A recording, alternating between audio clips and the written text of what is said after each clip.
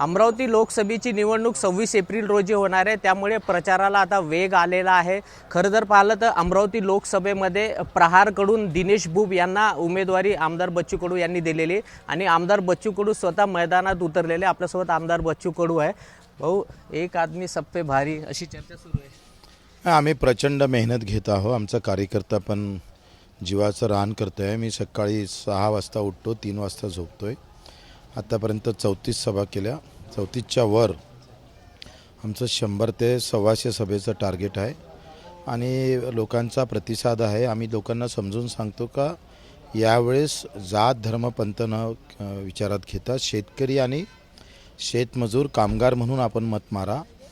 या धर्तीवर जर आपण मत मारलं तर त्याचा येणाऱ्या काळात त्याचा फायदा होईल, कारण लोक जाती धर्माच्या मागे लागल्यापेक्षा शेतकरी आणि मजूर कष्टकरी कामकरी याच्या मागे लागेल आणि त्याचं परिणाम आम्ही पाहतो, त्याकडे विकासाकडे जाण्याची शक्यता आहे, त्यांचे मुद्दे निकाली लागण्याची शक्यता आहे। आणि म्हणून आम्ही स्पष्टपणे सांगतो का जात म्हणून मत पाहिजे नाही, शेतकरी आणि शेतमजूर आणि कामगार म्हणून मत पाहिजे। प्रचंड प्रतिसाद आम्हाला भेटत आहे। बेरोजगारीच्या माध्यमातून काही प्रश्न आम्ही मांडतोय का पेपर फुटी जसं आपण पाहतो का प्रचंड मेहनत करणारा एखादा बेरोजगार जेव्हा नोकरीच्या वाटेला जातं तेव्हा मेहनत केल्यानंतर पेपर फुटीचं जेव्हा कानावर येतं तेव्हा त्याच्या पदरी निराशा येतं। ती निराशा संपली पाहिजे आणि म्हणून मी 47 पानाचा पेपर फुटीचा एक कच्चा कायदा आम्ही मुख्यमंत्र्यांना दिला होता। तो जर झाला तर त्या मुद्द्यावर आम्ही मतं मागतो आहे। तुम्ही जरी मुद्द्याचं निवडणूक लढवत आहे, परंतु इतर पक्षाचं जर पाहिलं तर केवळ आरोप प्रत्यारोपच सुरू आहे।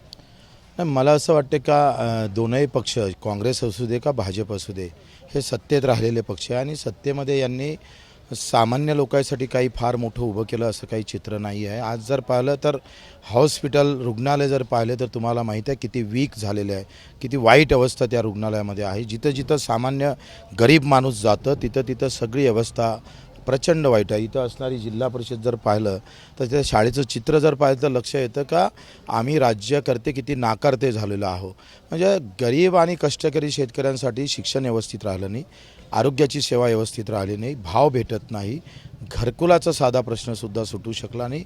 75व्या वर्षामध्ये मोदीजीनं आता म्हटलं होतं का 2022 तक सबको घर मिलेगा, आता 24 आली आणि तरीसुद्धा काल देवेंद्रजी असे म्हणत होते का आम्ही सगळ्यांना घर देऊ।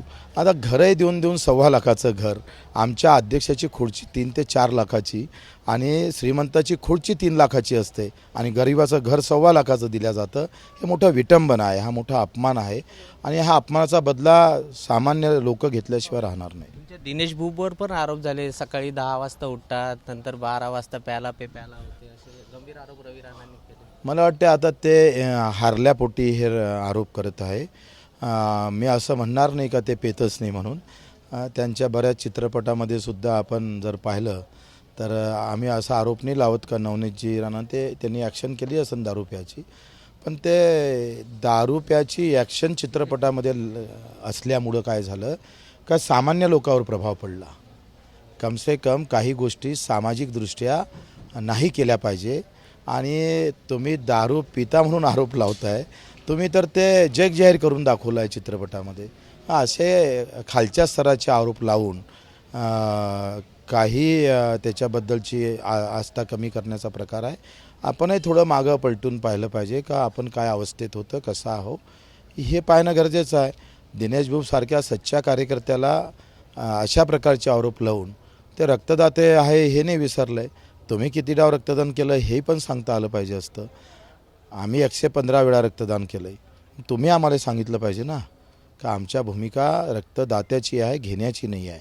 लुटण्याची व्यवस्था आम्ही कधी निर्माण केली नाही, आम्ही देण्याची व्यवस्था निर्माण केली आहे। त्याच्यामुळं खरं तर मी सांगू का ह्या राणा परिवारामुळंच राणा परिवार पडणार आहे। त्यांचे तोंड एवढे चालतात का त्याच्यामुळं आज जी काही अमरावती जिल्ह्यात नाराजी आहे त्यांच्या अभद्र बोलण्यामुळं, त्याच्यामुळे ते पडणार आहे आणि काम काहीच नाही। काम करणाऱ्याचे कसं आहे तुकारामाच्या अभंगामधल्याशिवाय ऐकन लोक, कारण कष्ट आहे, तुमचं कोण ऐकणार आहे। तुम्ही आपली स्वतःची लायकी पाहिली पाहिजे आणि मग आरोप केले पाहिजे। सभा खूप गाजत आहे सध्या गावागावात, तुम्ही जाऊन सभा घेताय. किती सभा घेतल्या तुम्ही आतापर्यंत, अजून किती घेणार? मला वाटते आम्ही 40 ते 45 सभा घेतल्या. आता 60 सभा आम्ही ह्या 100 सभा आम्ही करतो आहे. म्हणजे रेकॉर्ड ब्रेक झालेला आहे. हां, मी एका दिवशी 5 ते 6 सभा करतोय आणि आम्ही एकटेच आहे. आमचीच माती, आमचीच माणसं, आमचाच मतदार, आमचाच उमेदवार, आमचाच नेता आणि आमचीच पार्टी. याच मातीतली संघटना आहे, याच मातीचा उमेदवार आहे आणि याच मातीतला नेता आहे. दिल्ली मुंबई को लाने की जरूरत नहीं है. तर हे होते आमदार बच्चू कडू, ज्यांनी सविस्तर प्रतिक्रिया एबीपी माझाला दिली. कॅमेरामॅन अमोल देशमुखचा प्रणय निर्माण, एबीपी माझा, अमरावती. एबीपी माझा, उघडा डोळे बघा नीट.